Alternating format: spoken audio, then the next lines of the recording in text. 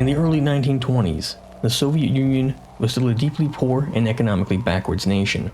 However, by the end of the 1940s, it would be one of the major industrial powers of the world. Much of this industrialization was bloody. Each factory, road, and rail was paid for in blood, and this blood was gathered forth in the notorious Soviet Gulag system. The man at the center of the Gulag system was a mysterious figure known as Naftaly Frenkel, the king of the Soviet Gulag Archipelago. No one is sure exactly where he came from or how he came into power in the Soviet system. Thus, Frenkel has a somewhat perplexing reputation. Who is he? Where did he come from? Some say Constantinople, others say Odessa in Ukraine, and some even say Finland. He arrived seemingly from nowhere and then helped develop very key elements of the Soviet Gulag system that took the lives of hundreds of thousands. And the craziest part about all of this was that Frenkel started out as an inmate. This is the story of the man who made the Gulag, Naftaly Frenkel.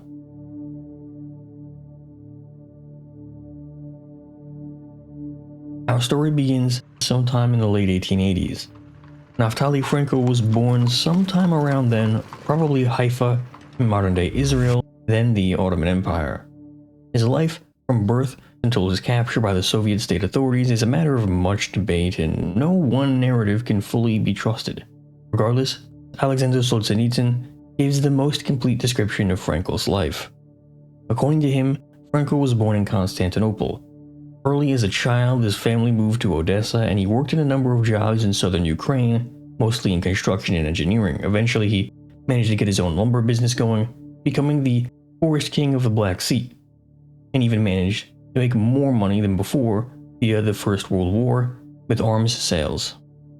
He even had his own newspaper and steamship company, supposedly. Sensing trouble in 1916, he moved his money abroad to Turkey and then got out of the country. Turkey as a destination is an odd one given that it was at war with Russia at that time. Other sources say he left for Greece, which is a far more likely option. However, Frenkel returned to oversee his businesses in person, and while doing so, made friends with the legendary Jewish gangster and revolutionary from Odessa, Mishka Yaponchik. Mishka Yaponchik was a bloodthirsty supporter of the Russian Revolution, even going as far to make his own regiment of gangsters from Odessa.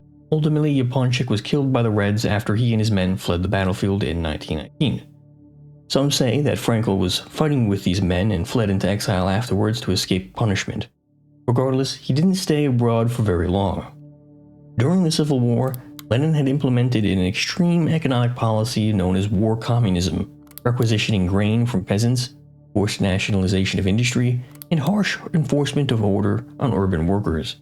He'd won the Reds the Civil War, but it had also won them many enemies.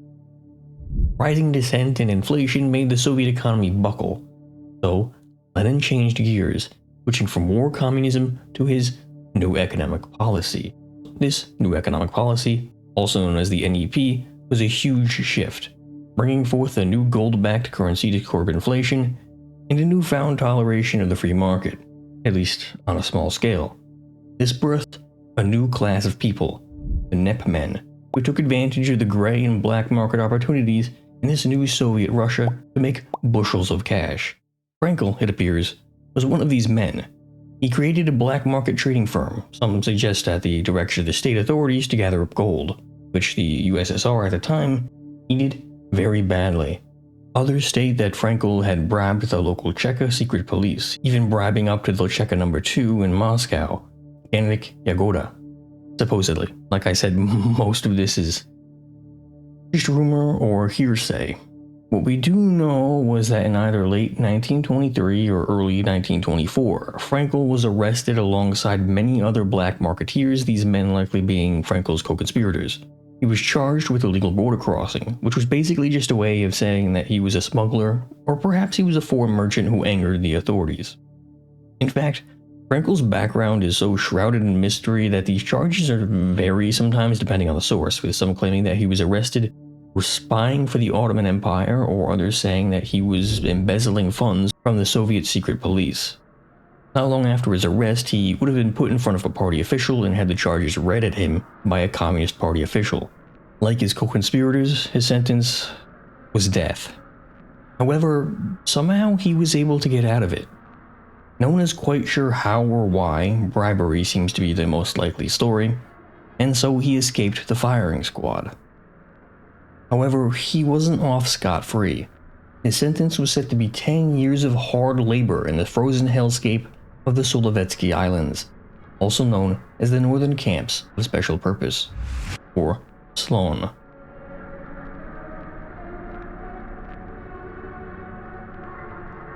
Sitting almost 2,000 miles north of Odessa, the Solzhenitsyn Islands were almost in the Arctic Circle. Freezing cold, this land was the former site of a monastery that had sometimes been used to house prisoners during the Tsarist period. The Soviets themselves actually largely followed the format of the Tsarists at first when it came to imprisonment. Those who weren't executed outright, which was a common sentence, would oftentimes be sent to places to hold them, sometimes to special prisons, in the case of political prisoners. SLON was an echo of that old Tsarist style of housing prisoners. Political or not, it didn't matter, just throw them somewhere desolate and hard to leave. Numerous Bolsheviks like Stalin and Lenin went through this experience themselves. However, unlike the old Tsarist system, there were many guards and they were plenty abusive. Upon his arrival, Frenkel was likely greeted by the camp's administrator, a drunken sadist known as Alexander Nogtev. Nogtev greeted his new charges. "I welcome you. As you know, there is no Soviet government here, only Solovetsky government. You can forget all the rights you previously had. We have our own laws here." He would then shoot one or two of the prisoners. The prisoners needed to understand that at SLON, Nogtev and the guards were God. They had power over life and death. The guards under Nogtev were just as brutal. Beatings were as frequent as they were random, with several specific punishments such as forcing prisoners to toss themselves into the freezing waters, forcing them to stand outside nude or in their underwear to freeze them, or subject them to mosquito swarms of the summer. The variety of punishments was as varied as they were horrible. Abuse of the few women prisoners was also widespread. Nogtev himself was known to ride up to the women's barrack on his horse and have his way with the prisoners there. How Frenkel survived this is unknown. Labor was hard. Escaping the abuse of the guards was even harder. There's no way he could have lasted 10 years in this situation. He had to do something. Anything to survive.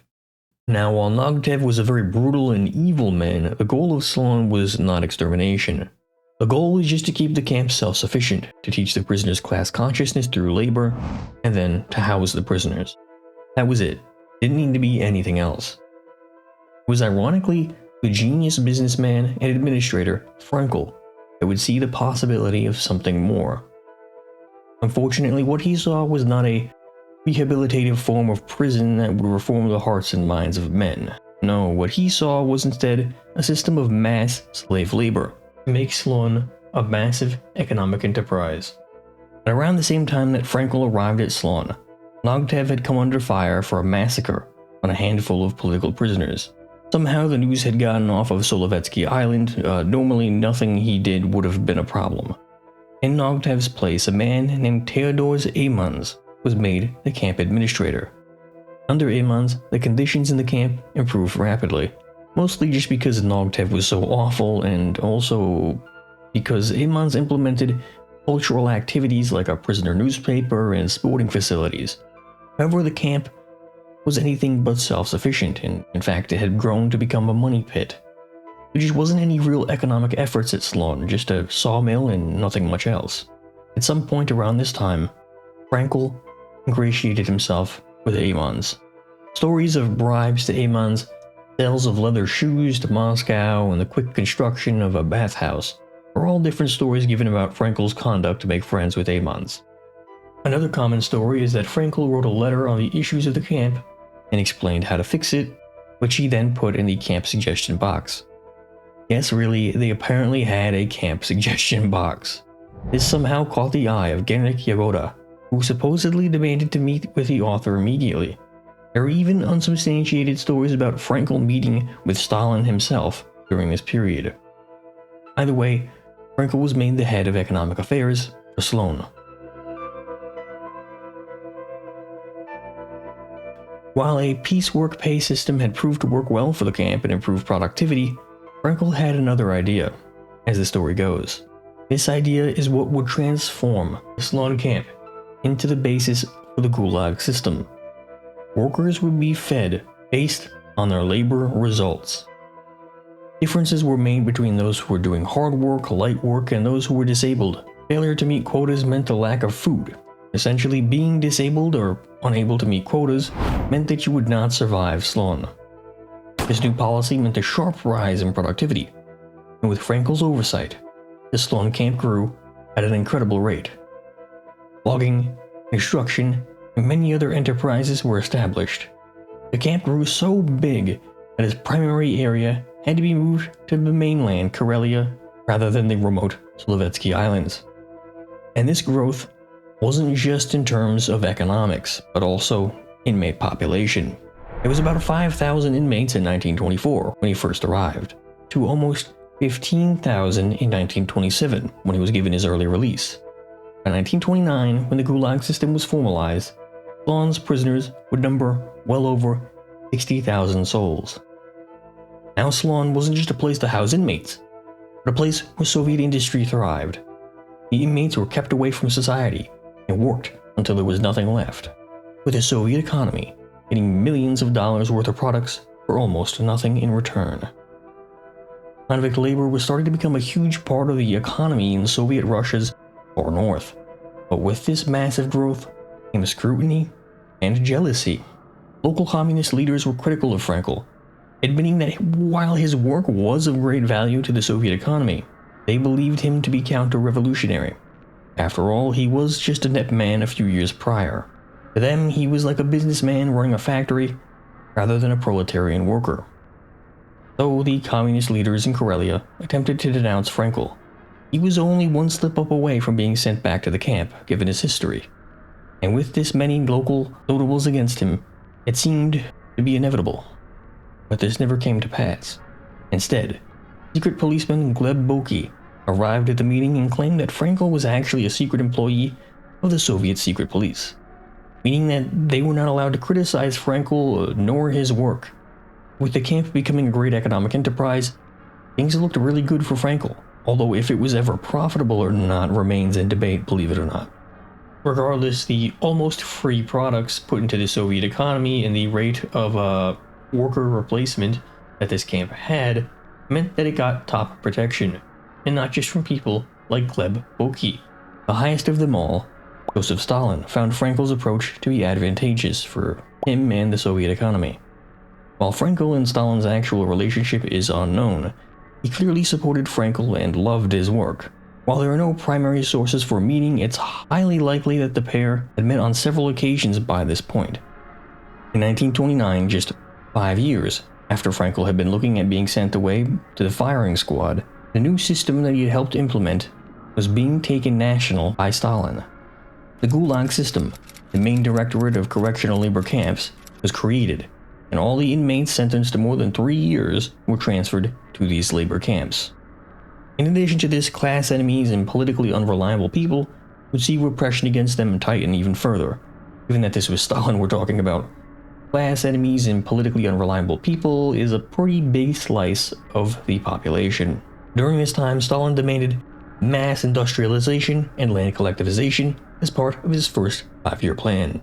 However, this sucked up good workers from the countryside and resulted in the persecution of well-off, independently minded farmers known as kulaks. Even worse, poor harvests and grain requisitions to keep the industrialization program humming meant that the rural areas of the USSR would end up having massive famines that would kill millions over the course of a 3-year period. Believe it or not, before Stalin's mass industrialization program, timber was one of the USSR's major exports. It was hard to get people into this business, though, as they were usually in far-off territories that they'd have to work these jobs, right?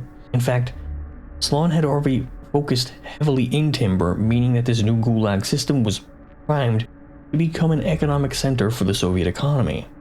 Later, Gulag shifted to mines and other massive infrastructural projects, but in this early period, lumber was one of their major activities. This nexus of problems and opportunities presented Stalin with a perverse incentive to imprison as many people as possible.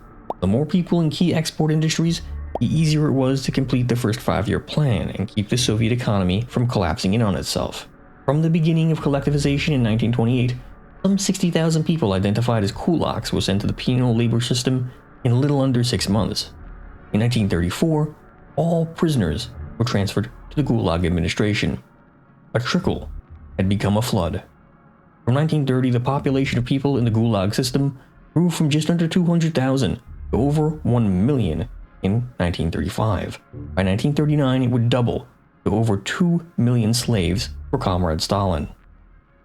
And worse yet, the goal in the Gulag was to work people until they had nothing left to give.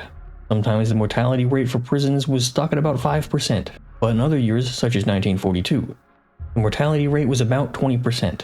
That's about 1 in 5 of all prisoners losing their lives in 1 year.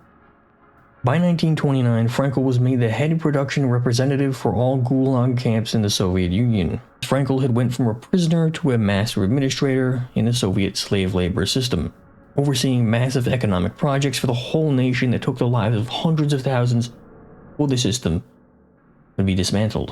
In 1931, with the famines raging and the first 5-year plan tearing its way through the Soviet Union, Stalin was afraid. He knew that his first 5-year plan was failing and that his enemies inside the party were conspiring against him. Or maybe not. Regardless, soon he would purge them all. In the meantime, Frenkel was contracted by Joseph Stalin to get him a big win for propaganda purposes. This was to be a grand canal of over 140 miles long, stretching from the White Sea down to the Baltic Sea and the Volga-Baltic waterway, connecting it to the rest of the canal system of the Soviet Union.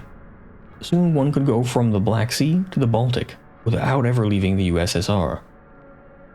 This was going to be the grand project that would not just be a victory for Comrade Stalin, but also something that would prove the value of the rehabilitative labor project of the then still secretive Gulag system.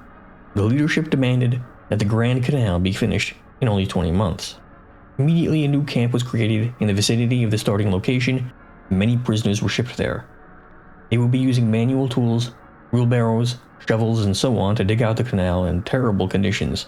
Some 25,000 would perish in the construction, mostly in 1933. Frenkel oversaw this effort, sometimes accepting the death of over 700 inmates a day. But he didn't care. He believed that whoever was sent to the Gulag system should be used up and tossed away. They weren't people, they were disposable tools. Work them like dogs until their cheeks grew hollow and their eyes grew black. There was no sense in doing it any other way. Their lives were meaningless when compared to Soviet glory. After much toil and loss of life, the canal was finished in 1933, on time for the 20th month deadline. It was a massive success. Now no one could deny the genius of Stalin or the efficacy of the Gulag system, except that it wasn't deep enough, so the whole length of the canal was useless each winter. It just froze solid. So other than that, it was great. Regardless, the canal was touted much in propaganda and bore the name Stalin White Sea Baltic Canal during the Stalinist era. Maxim Gorky and other writers feted the work of the canal, even describing the Gulag system as humanitarian and as a perfect re-education system. For his work, Frenkel was awarded the Order of Lenin and given a responsibility to create the Baikal-Amur Railway, far in the east of Russia. To aid in this, he was made the head of the deadly Baikal-Amur Correctional Facility, aka Gulag.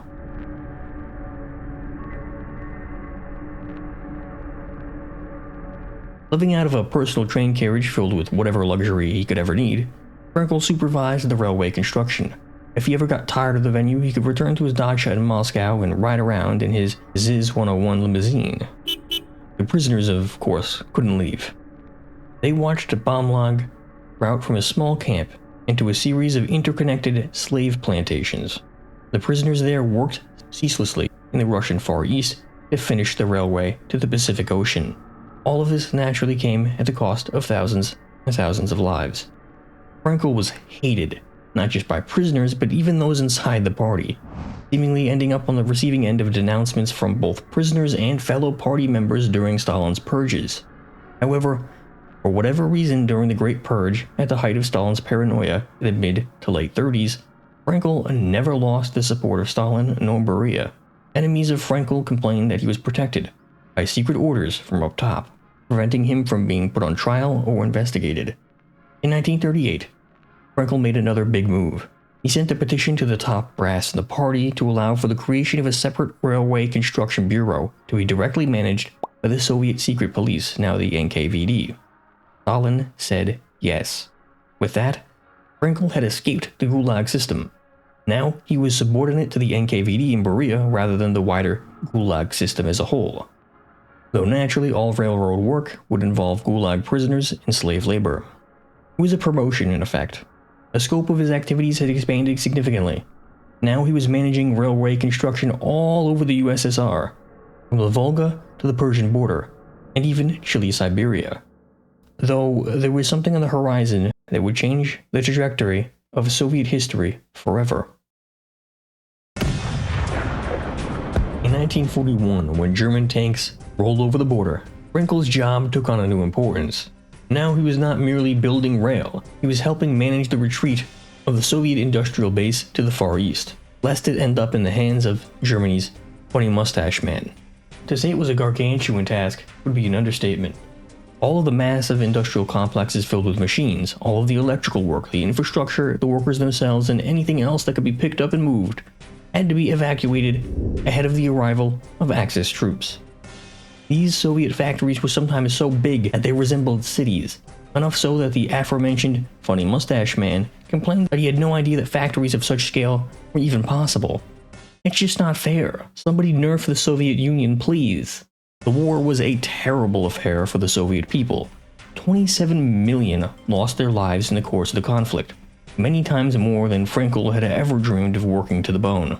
He would have one moment of glory during the war, if you could call it his moment, the Volga Road, or Volskaya Blokada.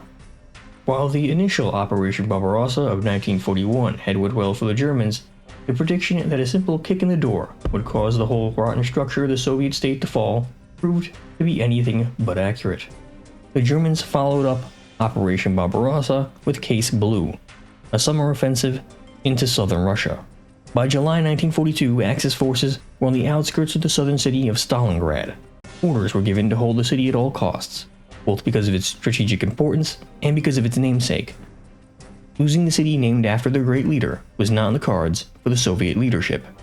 Both sides knew the importance of the battle and funneled hundreds of thousands of men into the meat grinder, resulting in one of the biggest battles in world history. Frenkel had but a small part to play in the Red Orchestra. With the German approach to the south, Stalingrad's underdeveloped rail line became a main thoroughfare for supplying the southern front with fresh troops and supplies. When the Germans cut off the main rail line to Stalingrad, the situation grew from dire to almost impossible. Plans for a new railway, stretching over 600 miles, had already been developed before Case Blue had been undertaken by the Germans. Now the plans would have to be completed even faster than they had been expecting. Sources about the construction of the Volga Road seem to be rather vague about the makeup of the workforce. While it appears that a large number of the workers were civilians or military engineers or rail workers, it's inevitable that some number were Gulag employees, or rather, inmates. Though you might not believe it, in 6 months, the impossible was done. 600 miles of track were built along the Volga Road, bolstering the eventual Soviet victory at Stalingrad. However, beyond the loss of lives from workers, the railway that Frenkel had started building in 1933, the Baikal-Amur Railway, was ripped up to create the new Volga Road. All of those who lost their lives in the Bomlag camp under Frenkel's administration had perished in vain. Stalingrad, believe it or not, was actually a close battle. Ultimately, the Soviets were able to beat the Axis, and so the turning point on the Eastern Front was reached, in no small part due to the Volga Road. For all of this, Frenkel was given yet another Order of Lenin. Throughout his career, Frenkel was given the Order of Lenin 3 times. Stalin had always protected him, and Frenkel was more or less without worry of the state purging him. Though, even with the Second World War ending in 1945, there was something horrifying on the horizon for Naftaly Frenkel. After all the struggle, somehow after the war, the situation for Jews in the USSR got worse rather than better. Soon the Soviets would be hunting for the murderous Jewish doctors, and Jewish hate in the country would reach a fever pitch. Stalin had whipped up anti-Semitic sentiments, utilizing the opportunity given to him for yet another purge, and perhaps a mass deportation campaign. Before it had gotten anywhere near that level, Frenkel had resigned in 1948 on account of ill health, though this was likely just a cover for a real reason. Stalin's sudden death in 1953 ended the doctor's plot, no doubt saving many lives in the process. Once Stalin was out of the picture, the gulags were gradually disestablished, though it didn't change much about the overall Soviet approach to incarceration. The truth was, the people who crossed the state would end up behind bars and abused, regardless of who was in charge. Sometimes they would be sent to the insane asylums like under Andropov. After all, if you didn't like the Soviet Union, you must have been insane. But ultimately the goal was the sequestration and elimination of voices critical to the powers that be in Moscow. In spite of his importance to the gulags, during his lifetime Frenkel was never charged with crimes relating to, nor even publicly criticized for his work in helping formulate the Gulag system. Hundreds of thousands had died, largely as a result of Frenkel's hard planning to squeeze every ounce of strength out of prisoners. Yet, the Soviet state saw no real reason to rebuke him. It was only long after his death that he was criticized directly by individuals like Alexander Solzhenitsyn. Frenkel lived out the rest of his days in Moscow, dying in 1960, several years after the end of the Gulag system. While Frenkel's portrayal in some historical narratives as the sole creator of the Gulag system overestimates his influence, there is no doubt that he played a massive role in not just formulating the basics of the Gulag system, but also managing it while it was still running. Naftaly Frenkel was very much the man who made the Gulag. Comment, subscribe, like, share the video, and check out my Twitch or YouTube gaming channel. All links are in the description. Without further ado, check out this video. It's pretty good. Good stories only. Thank you.